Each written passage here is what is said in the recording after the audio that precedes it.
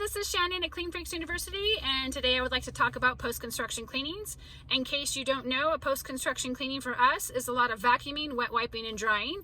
These are my top 5 questions that I ask when I'm giving a bid over the phone for a post-construction cleaning. Number 1, the date. You need to have the date that the project needs to be completed on. If you don't have the date, then you can't see on your schedule if you can accommodate a larger job. Number 2, what is the address? Most important there, you want to know what the address is to see if it's in the area that you service. No one wants to drive 2.5 hours in each direction to do a one-time job.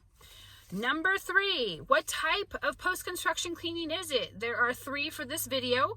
One is the do-it-yourselfer homeowner who did the remodel themselves. Those typically tend to be a little messier than the contractor or the new builds, only because stuff goes out of budget, dust gets everywhere, they don't anticipate one thing or another.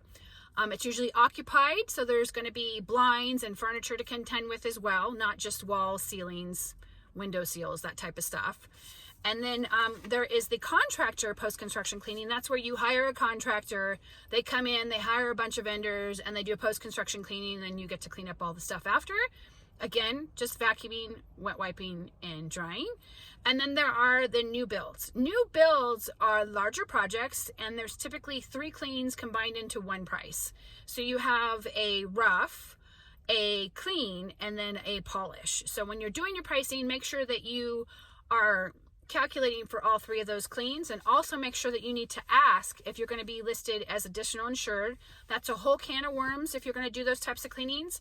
And what happens is sometimes those projects go into litigation for one thing or another, and every person who submitted their insurance gets sued, and then they can freeze your assets, and that's never fun to have your bank account on hold while they figure out what's going to happen. So you would need to create a separate entity for that.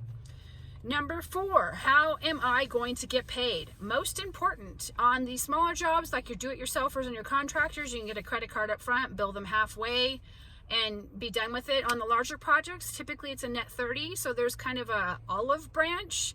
If it's a company you've never worked for, please research online that company. You want to make sure you're dealing with someone reputable and that you're going to get paid for that large project. And number 5, is wall washing, ceilings, and window treatments going to be involved in this? Sometimes there's no window treatment. Sometimes there's 47 sets of blinds that all have to be vacuum, wet wiped, and dried. Those are really important questions. Also, if you're doing the ceiling and they have 25-foot ceilings, then you need to kind of know that, because sometimes you need scaffolding, sometimes you don't. And that concludes all of my points for doing a post-construction cleaning. Please tune in for more information at Clean Freaks University. Take care.